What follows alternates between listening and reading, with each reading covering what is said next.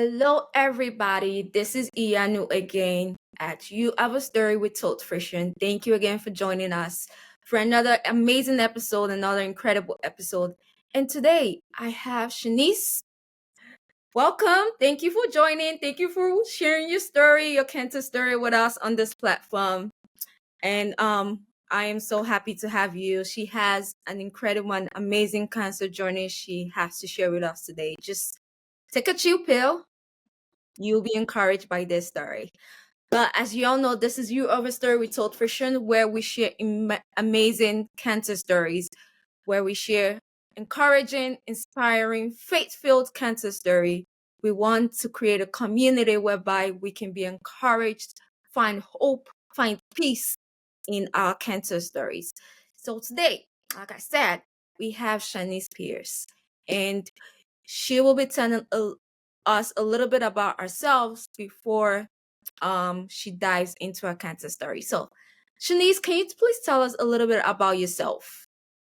Hi, everyone. Thank you so much for having me. I feel honored to be in this platform sharing my story and hoping to encourage people who look like me as well as people who don't look like me but are going through similar circumstances and journeys that I have.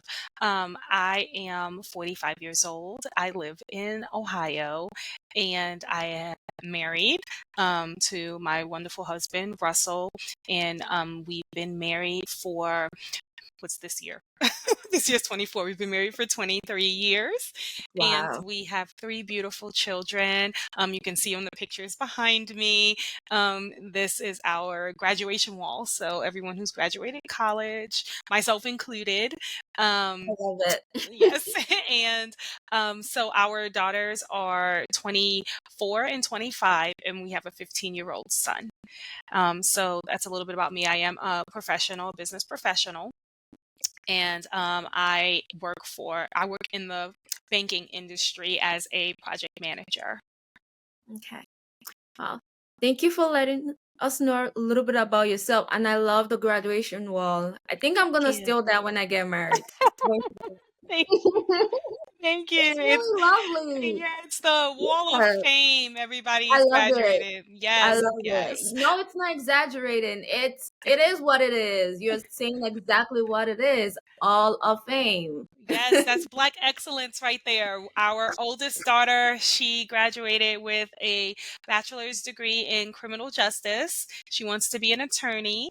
And then our middle child, she has a double major and she graduated with a degree in entrepreneurship and arts management with a minor in dance. Wow. Yes. She's Yes. she's like a jack of all trades. Yes, yes, yes. And the man in the pictures you can see right there, that's my Mhm. husband right there. Aw, And then lovely. right here is our son. Yeah. Yeah, So, yes, I yes. love the pictures. So Thank you so beautiful. What a much. beautiful family. Thank you. Thank you so much. All right. Now that we know a little bit about Shanice, she's going to dive into a cancer story. So the floor is open to you. Okay. Okay. So yes, the big C word. So for me, my journey started with me having really heavy menstrual cycles, which I know a lot of the women who listen to this podcast can possibly understand. So with me having heavy menstrual cycles, as I was getting older in age, I, said to myself, why are they getting worse? They're supposed to be dwindling down, preparing myself for the next stage of life. Not that anybody wants to deal with menopause, but that is something that I was like, okay, well, I wanted to start preparing myself for. But because of the heavy menstrual cycles, I just wanted to understand what was going on with my body. Knowing my family medical history, which is an important key to note to your audience, is that knowing your medical history also can help you make better informed decisions. So speaking with my gynecologist at the time, I said, I really feel like I need a hysterectomy because my mom had one, my sister had one, and my aunts had one. My grandmother passed away from uterine cancer. So she didn't have a hysterectomy, and she was advised that had she had a hysterectomy 30 years Mhm. prior, then she possibly wouldn't have had the cancer. It would have not even started because she wouldn't have had the organs inside of her to Yeah. develop it, right? So because you're not able to get an elective procedure such as a hysterectomy, my doctor at the time said, "Why don't you just take a genetic test?" And so I said, "Well, what's a genetic test?" And she was like, "Well, the genetic test will show that in your history, you might have some type of indicator that will warrant us to approve you for the hysterectomy." So for me, I was just like, okay, whatever it is, let me just go ahead and do it. It was just like a cotton swab. It wasn't a blood test or anything. And it was supposed to take 30 days to come back. That was in 2020, in October of 2020. It took about 2 months for my results to come back. When my results came back, the organization that delivered the results called me and said that you have two gene mutations. And I was confused. Like, what is a gene mutation? So I learned that I had BRCA2 and PMS2. Both of those gene mutations put me at a risk for developing 10 different types of cancers. People might be familiar with the BRCA gene mutation, which is a gene mutation that will possibly develop or give you a higher risk of developing breast cancer. But the PMS2 gene mutation, it has risk factors for pancreatic cancer, also melanoma, um, all types of stomach, colon. So those types of cancers that are encompassed in both PMS2 and BRCA2 would require me to start preventative care. And so preventative care started for me in January of 2021, right when the pandemic Wow. started, right? So for me, I didn't know what that meant. It was very, very scary for me. I started crying. I started talking to my husband about it. And, you can look at it one or two ways. Knowing what's going on with your body will put you in a better situation to prevent things, to understand what's going on, and to stop things before they happen or Mhm. catch them early. But then there's the double, double-edged sword of you knowing what's going on with your body and you feeling afraid, feeling nervous, like, oh my God, what does this mean? Am I going to die? What is that? And so just because somebody has a genetic mutation doesn't mean that they're necessarily going to get anything. But with that being said, you get specialized care, right? So you get all of the top doctors, all of the specialists. So then they are immediate on saying, this is what you need to do. So my journey started with the preventative care first. So I was already going to the breast center. I was already seeing a gastroenterologist. I was already seeing a pancreatic doctor. I was already seeing all of these different types of doctors. I had a specific doctor just for my breast that I would get a mammogram every year, but then every 6 months I would also get a breast MRI. And so the first part of my journey was me getting that hysterectomy, which I got in July of 2022. With that hysterectomy, it was a complete hysterectomy, which meant all of my woman organs, parts that would create life, were going to be removed. Now, that decision was easy for me because I already had children. I already had 3 children. They were already at a decent age. I was not planning on having any more. So spoke to Yeah. my husband and he was like, whatever is best situation for you, let's just go ahead and do that. So I got the hysterectomy, but with the hysterectomy came surgical menopause. So I was put into surgical menopause immediately. And so my body started going through lots of changes because there was no more estrogen and all of that, the Mhm. hormone imbalances, the hot flashes, all the things that come with menopause. That could be a different call if we want to talk about menopause, but that is like a big part of it, right? So after that, I was dealing with that alone, continuing on with my preventative care, speaking to my breast doctors, my breast doctors did also suggest that I got a double mastectomy, only because we wanted to, with that BRCA2 gene mutation, they wanted to make sure that I did not have any breast tissue so that I wouldn't form breast cancer. But Mhm. it was a decision that I had to think about, right? Did I want to lose my breast? Right? Being a woman, what does that mean? Did I want to lose my breast? Did I want to get implants? What was that? What did that look like? I have a husband, I'm married. What does that look like for us in intimacy and things like that? So, what does it look like for my clothes, me wearing my clothes? So all of those decisions were things that I had to think about, and not just for me, talk to my husband about it, get his input, see how he felt about it. Yes, it was my body, but I'm in a relationship with Yeah. someone that I've been with for a very long time. And so I decided to wait. So let's fast forward now. We're in 2023.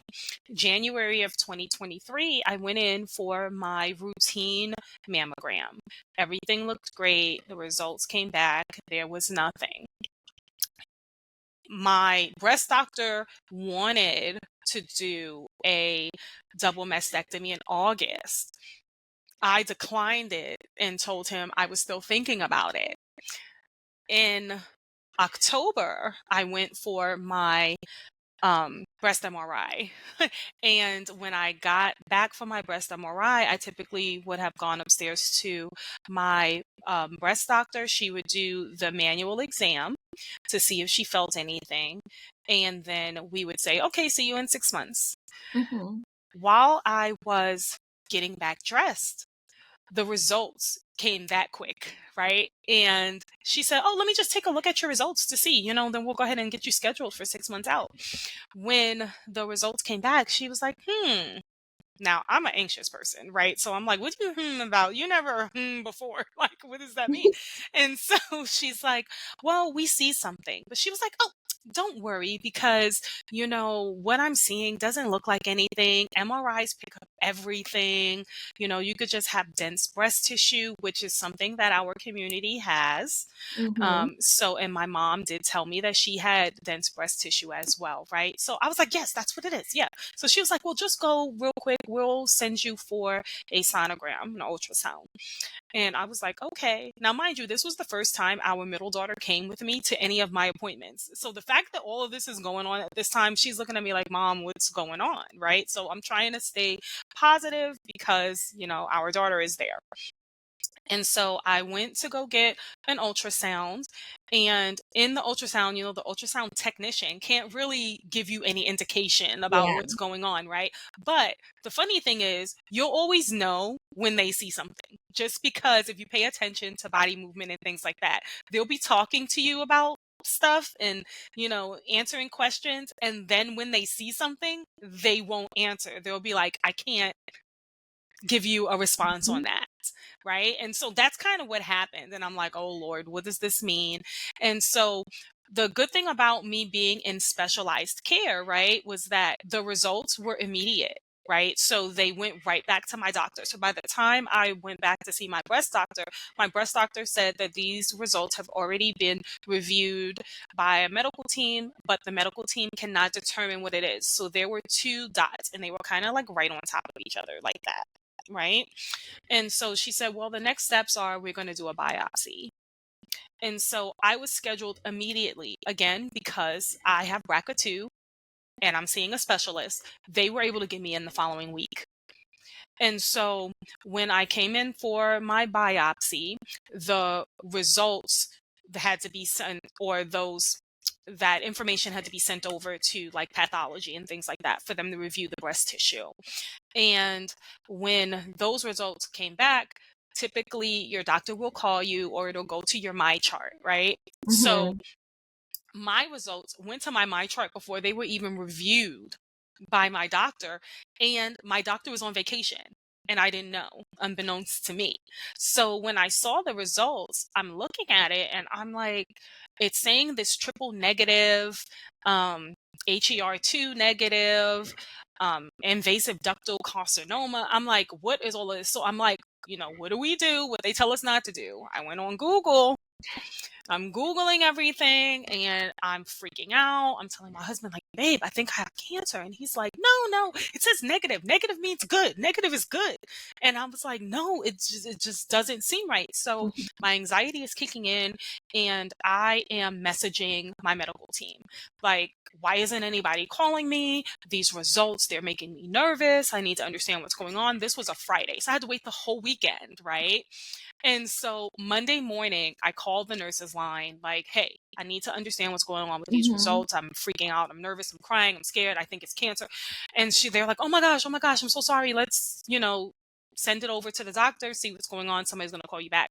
The doctor called me right back and apologized that she was out of town. She didn't realize that the results came in. She didn't get a chance to take a look, but she did review it.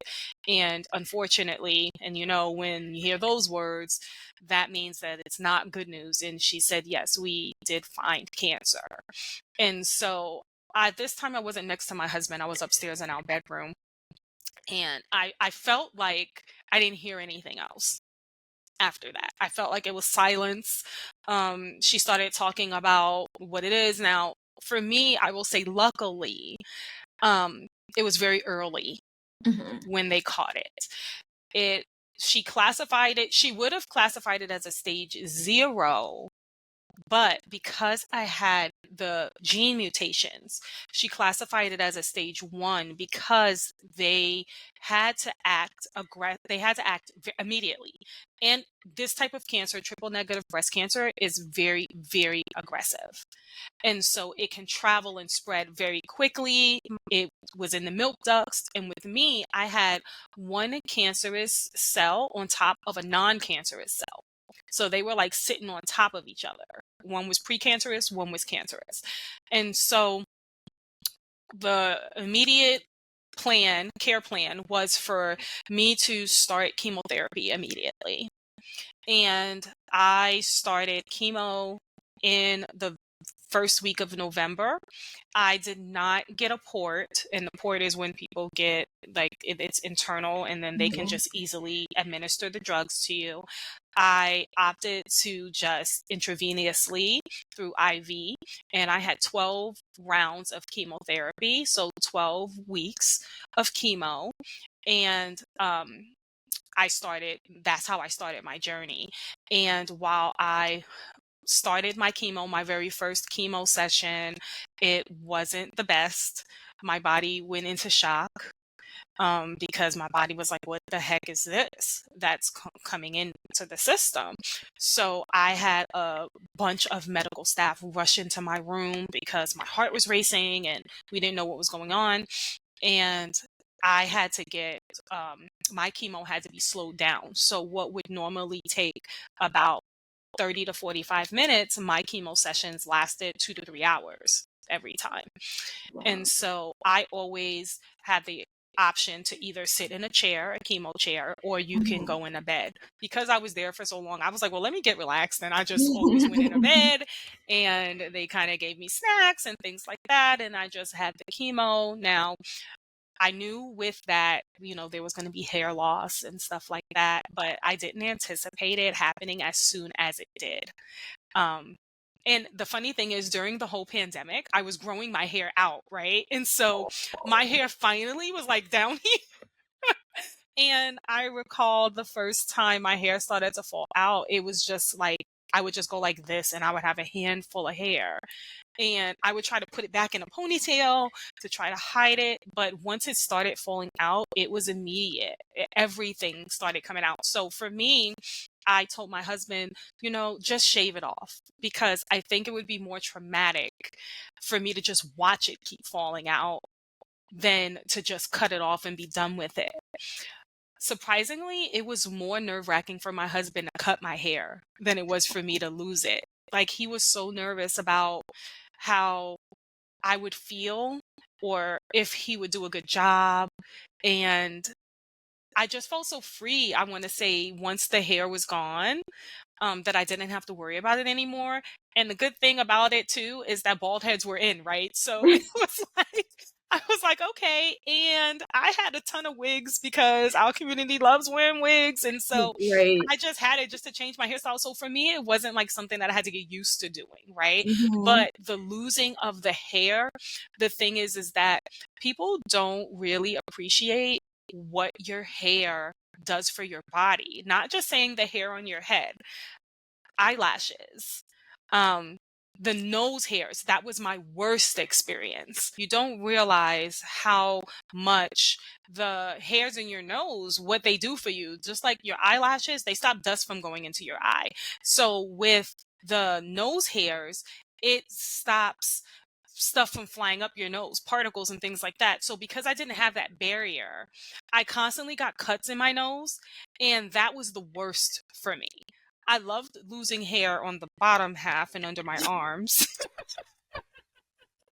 I love the humor going on here. I really love the humor. That was amazing because I didn't have to shave, right? Another thing is the hair on my head. I didn't realize how cold, because Mm. I was diagnosed in the fall. At night, it would be freezing. My head would be freezing. I would have to wear like little caps on my head at night so that my head wouldn't freeze. But then the funny part is that I had menopause too. So in the same time, I would be freezing, then I would be hot, then I would be cold, then I would be hot. Like, so it was weird. So Yeah. that was one of the parts that I can call out during my um process. I did not lose my eyelashes until my absolute last chemo session. Hmm. I was like, oh my God, thank God that I didn't lose my eyelashes. Not eyelashes, eyebrows, I want to say. Eyebrow. My Okay. eyebrows. I was like, oh yes. I don't think I would know what to do if I lost my Mm-hmm. eyebrows. And so I bought all of these because I'm a preparer.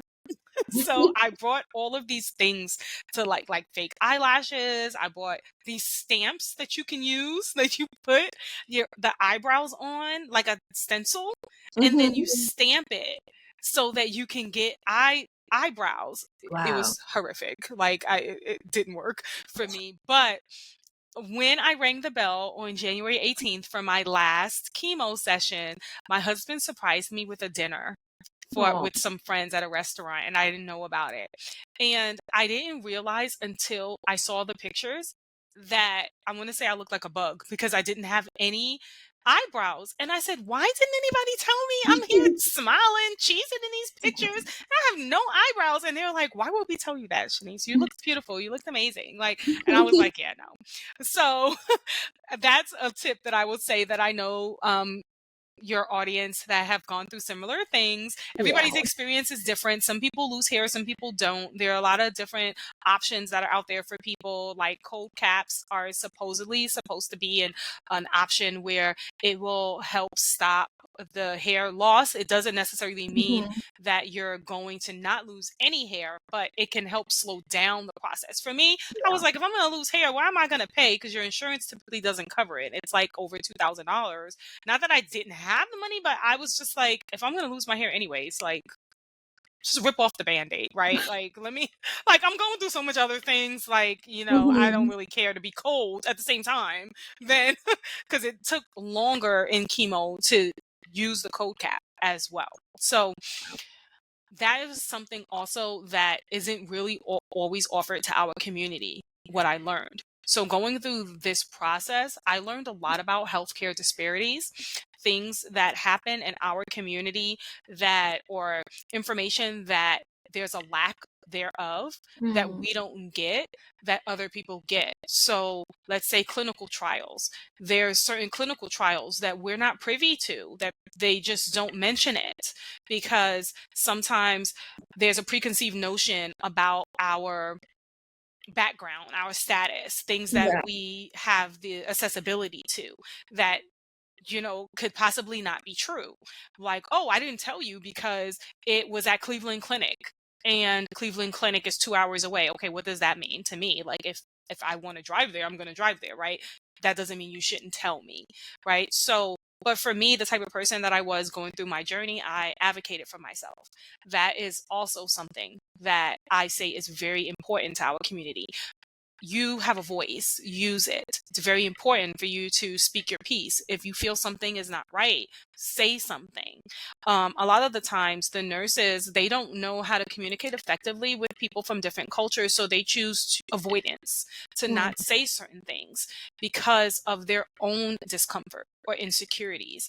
For me, I made it aware to my medical care team when I felt that something wasn't going a certain way. When I had questions, I sat down and asked. If I felt that something was inappropriate or a microaggression, I made sure to have that conversation, to say it, right? Because our medical team is there to care for us, Yes. and so that's the most important. Yes, they want to make sure that we don't have this cancer or it can be eradicated or whatever the situation is, but we're people first, right? And so we need that type of support with this major illness that we're going through.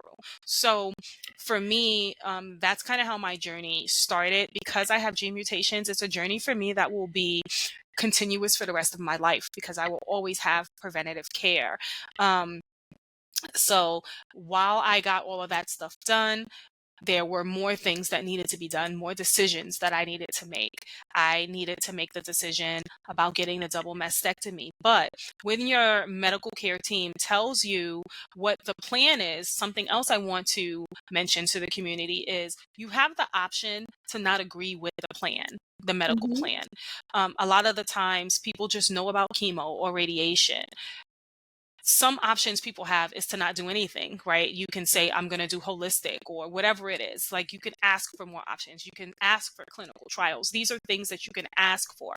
A lot of the time, our community loves to put faith into the doctor and the medical team and think that they're making the best decision for you.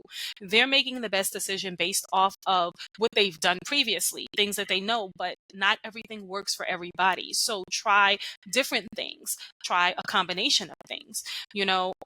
For me, I would have gotten the option to have a lumpectomy where they just scoop out the piece of cancer. But Mm-hmm. because I have this genetic mutation and the severity of triple negative breast cancer and it being so invasive, it made more sense for me to start thinking about me not having the breast tissue. Did I want to get implants? Did I want to go flat? What does that mean? What does that mean for my image and things like that?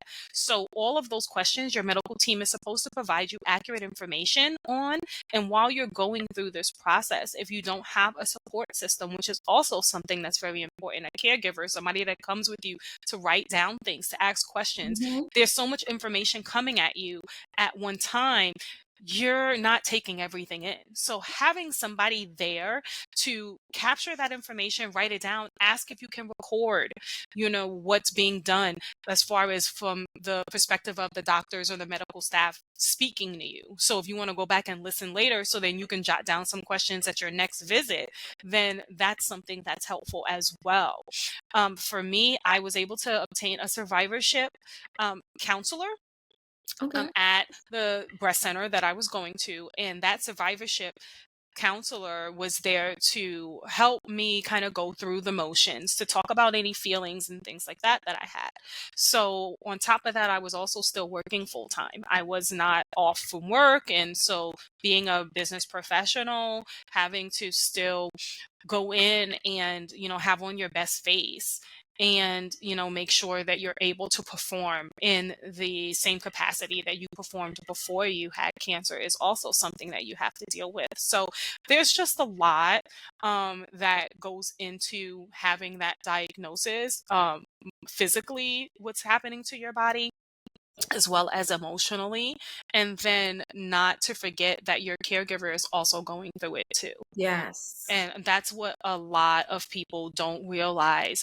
Just because your caregiver doesn't have cancer, they're going through it. They're your support system. They're taking on all your feelings. They're getting all the questions. They're thinking about the what ifs as well, Mm-hmm. and especially if it's a spouse or a sibling or, a mom or a daughter, and you're thinking about those relationships and how can you best be support. And then if you have your own family and lives to go back to, you trying to just have everything. And we want to be super women, right?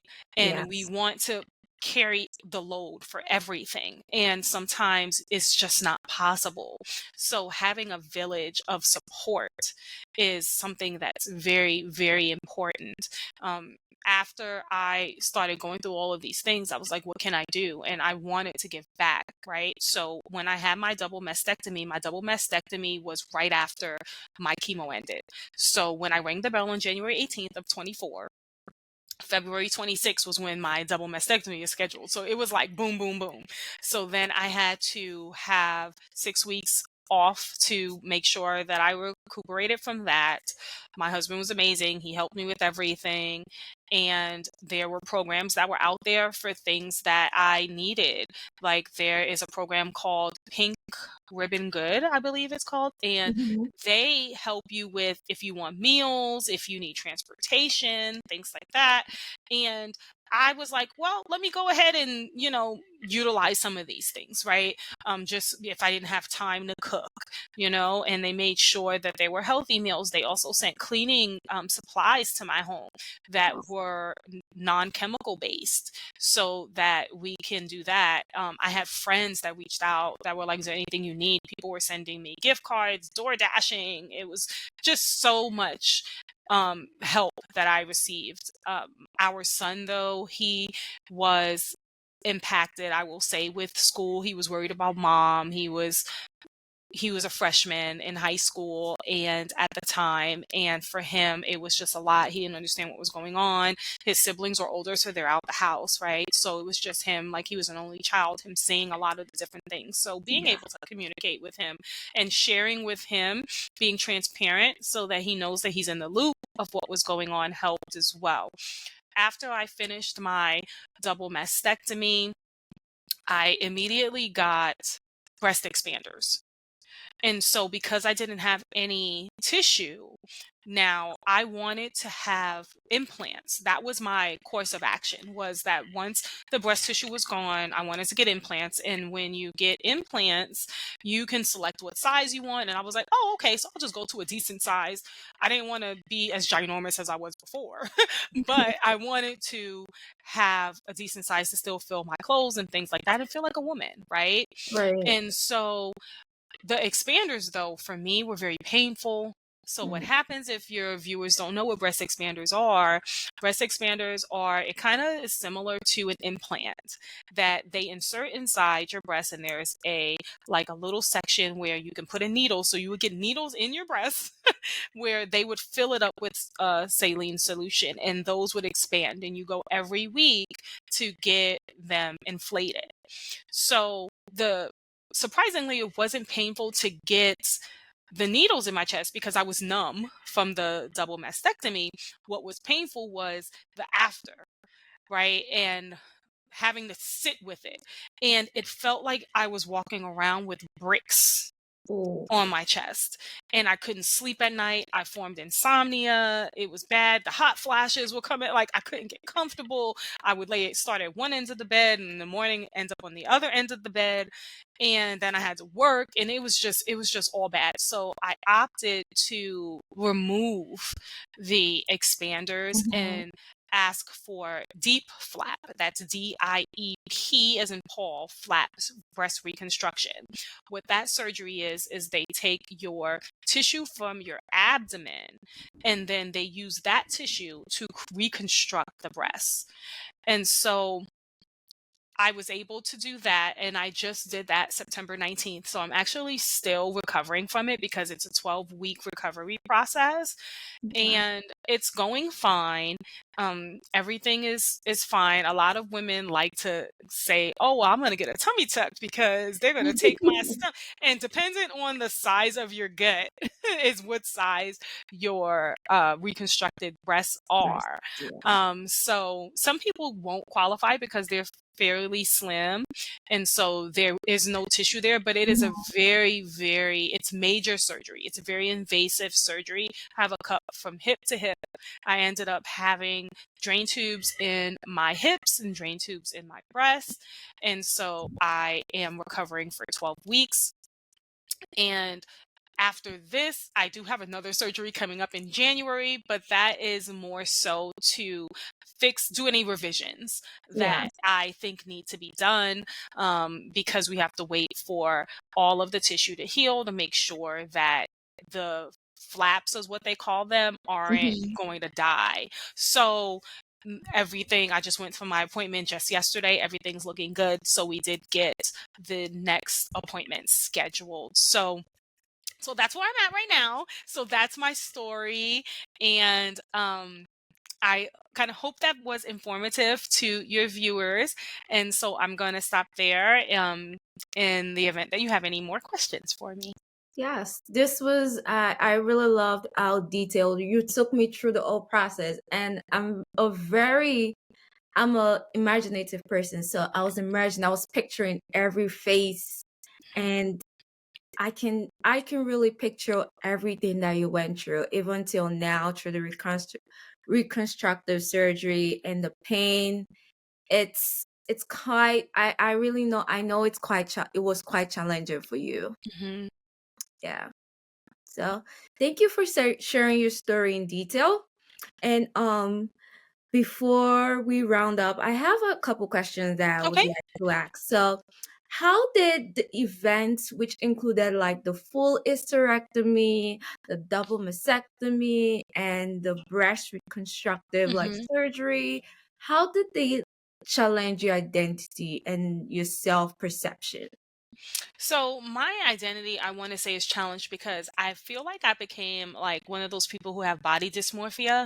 Mm, Because for me, looking in the mirror and knowing that your body is different, I feel like a pincushion.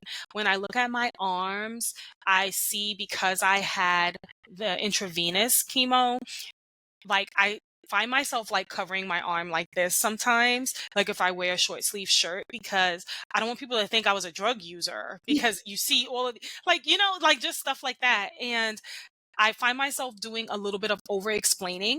Like if I go into the doctor for like a wellness exam and they have to draw blood, I find myself telling the nurses like, "Oh, I had chemo right there," and they didn't ask. Like, oh, I'll be like, um, I have all of these marks because of this, because of cancer. Like they already know because they can see my medical history, but I yeah. feel like I have to constantly explain myself.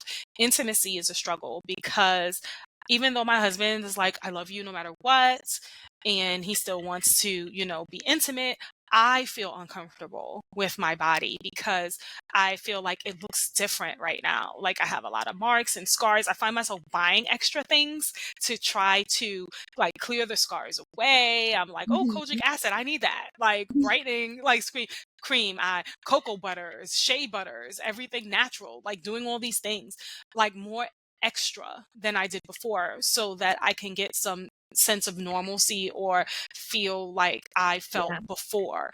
I put clothes on. I feel like I look different in my clothes because I was very voluptuous in the chest region before. Now it's like a quadruple decrease in Mm. the size, right? So I have to wear sometimes, we call them foobs in the cancer community, so fake boobs. They give you like, I have to put those on to fill out clothes so that I can feel like, beautiful, even Yeah. though my husband tells me all the time. So your mental health is something that is impacted just because of all the physical changes. Mm. And then you don't really feel sexual. You don't feel like you're, how you were before. You think people are looking at you all the time. Whenever somebody tells me I look like I lost weight, I get nervous and I'm like, oh my God, could I be sick again? Like, what's going on? So those are the things you think about. Me going back to work, it's anxiety because I know how I performed before the cancer. And now I have brain fog. That is something that they don't really talk to you about. You have to say, I notice I'm thinking differently for them to want to do something. There is not that much research on it. So Mm. I have a cognitive therapist that I go to help me retrain my brain. And when I go in for my appointments, my cognitive therapist, the first question she asks me is, how's your brain doing today? And we talk about different exercises, mindfulness, things like that, so that I can understand all of this goes into my mental health. And to the most important thing I'll say is to allow yourself grace. I tend to not do that. If this is where people should be, I want to be over here, right? So even if with the cancer, I'm like here, to me, I'm like, that's unacceptable. I want to be back here because this is where I was at before. So I find myself pouring into trying to help provide awareness to our community by sitting on different boards, by having speaking engagements, by doing things like this, by telling our community, like, if this can happen to me, it can happen to you. And Mhm. this, doing something that I enjoy doing, which is giving back, does help me live another day. Yes. Yes. And I will say that for your viewers that are going through this, find something that you might be passionate about in their journey so that you can gain a better understanding. I found coloring to be the most relaxing thing, that it clears my mind. I can do it for hours. I'm a little OCD about it. I have like 500 markers, I have crayons, I have a bazillion coloring books, but it is so great for my mindfulness. And it kind of helps get me through if I'm feeling a little stressed. I whip out a coloring book and I color. I also have a love of plants now. Me being able to see life grow, because with plants, they can almost be at the brink of death and you can bring it back. Yes, true. So that's how I look at it. I look at my ability to bring life into my home, and I try to stay positive, and I try to inform my community. And even though I got the diagnosis of cancer, cancer is not me, right? Mm. This is something that I've had to face and deal with. And it's made me a better person. It's made me appreciate life. It's made me appreciate relationships. It's made me appreciate the time that we have to live in the here and now. Tomorrow is Mhm. not promised, and no one knows their death date. So Yes. those are the important things. That's how I've been changed more so. Like in the physical, I might look different, but my heart and soul it continues to be fulfilled, and it fills up, because I know if I didn't have this, I could be doing something else right now. Mhm. And now I've found my purpose. Yeah. So cancer hasn't, it has happened to me, but has also happened for me. Yes. Yes. And there's this saying, everything happens for a reason. Hmm. So, and Yes. it all depends on the what your outlook and your perspective about it. If you Yes. look at yourself as a victim or a Hmm. victor. Yes, Yeah. yes. And because of me going through this journey, I've been able to really educate my family about the importance of the genetic testing. Mm. So our daughters also got genetic tests done and found out that one of them has PMS2 gene mutation, and then another one has both PMS2 and BRCA2, just like me. Because I've gone through this, I'm able to hold their hand better, Mm. understand, because I've been so proactive. It's an easier journey for them at their age that they're at, because they've seen mom do it.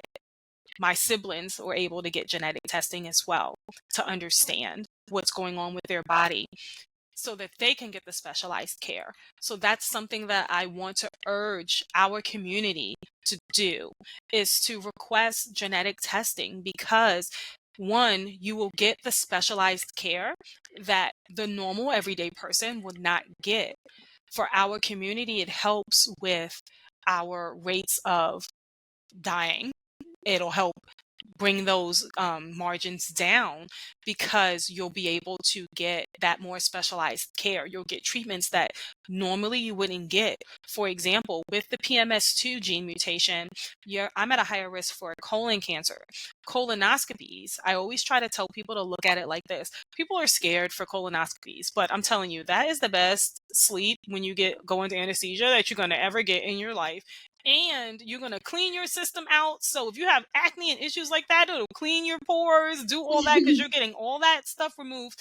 But if we look at the normal age of when colonoscopies are given, it's given probably, I want to say like 55 or something Yeah, like that. around 50. So, yes. So colon cancer is very treatable once it's caught early. The way it's prevented is through colonoscopies.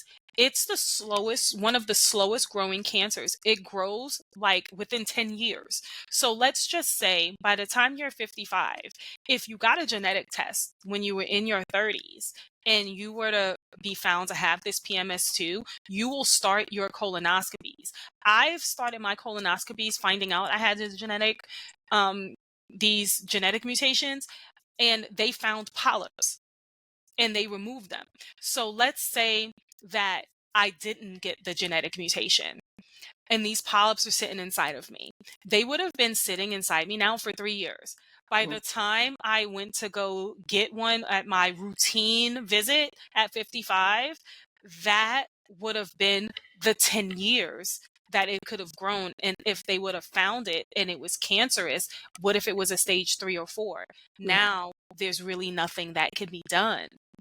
So that's what I tell people, to try to get them to think about knowing your body and not being afraid for your medical care team. They're supposed to be doing the right things for you. So that's just something that I wanted to share, that on Yeah. the other side of the breast cancer, like, because I have these other gene mutations, and now being able to share these things with my family, because when you get a genetic test, at least here in Ohio, you get a genetic test at certain organizations, they print out the document to show your results, and you're able to get genetic testing free for your family, even if they're not in the same state. Wow. So that's something that has been helpful, because I was able to provide that info to my family members that are not in this state. So that's what I would urge as well. This is some good information to people listening. Take this up. Yes. Yeah.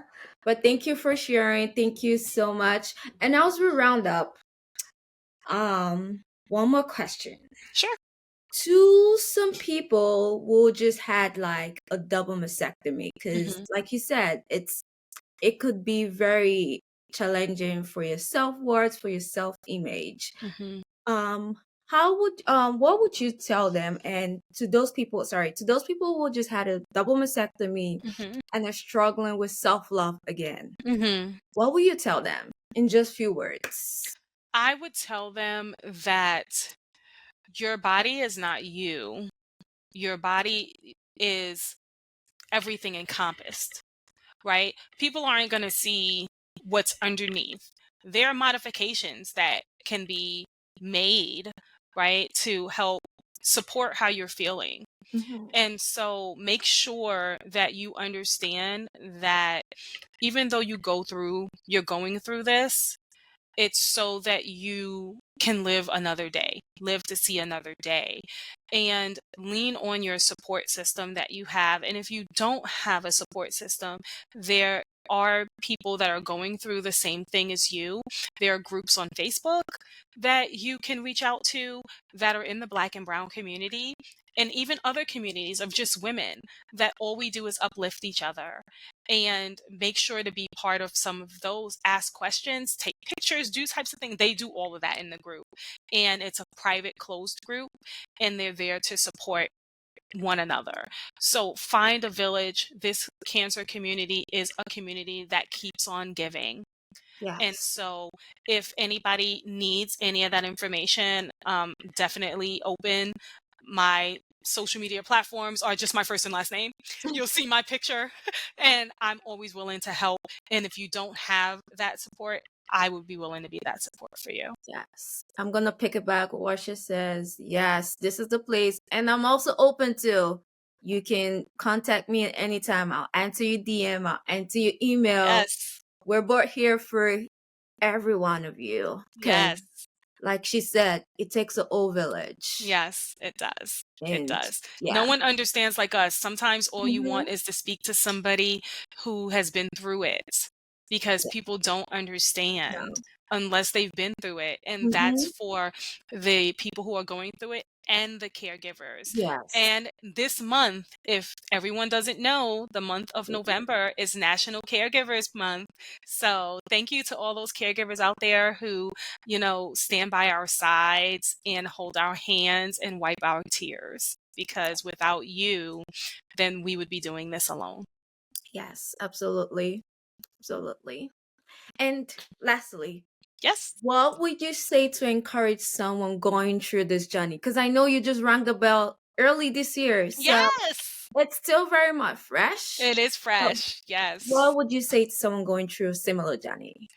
I would say hang in there, be strong, advocate for yourself, and just know that you are not alone and that we're all in this fight together. We're survivors and warriors, and that you have a village and that you are loved. Yes. And cancer, any type of cancer, breast cancer, anything. It's not something that just has to be discussed in October, but Hmm. it's something that we can talk about every single day. It impacts our lives every single day.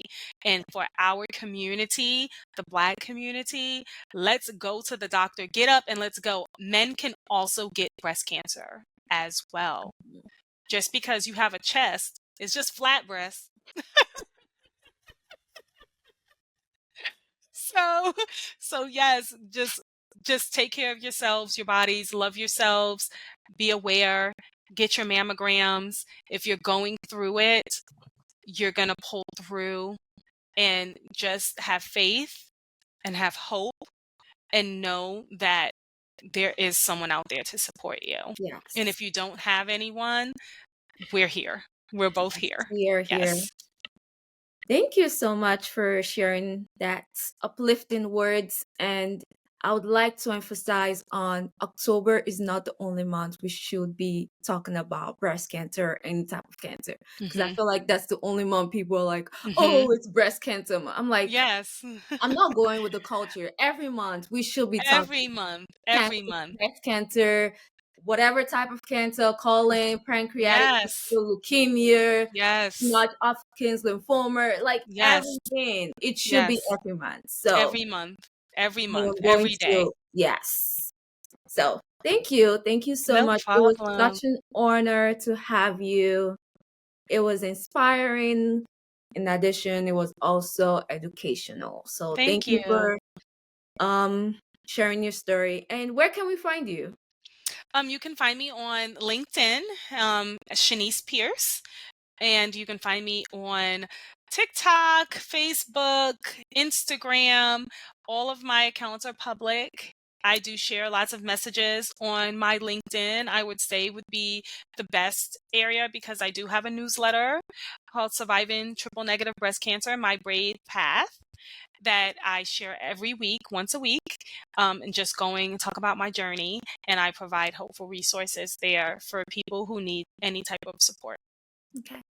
Please check her out. It's additional resources. There's I wouldn't say that there's little resources out there. There are so many resources out So there. many. So please take advantage of everything you have. Yes. Thank you. And this brings us to another end of You Have a Story with ToTsFrishion, where we shared amazing cancer stories. And today we were honored to have Shanise with us. Thank you again. I can Thank simply you. say thank you from now to eternity. Trust Thank me. you.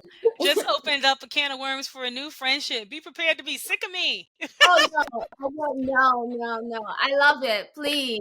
This is what networking is all about. This is Yes. how we build community. This is Yes. all what the brand is all about. Yes. Seriously, I'm not Yes. gonna be sick of you. I love it.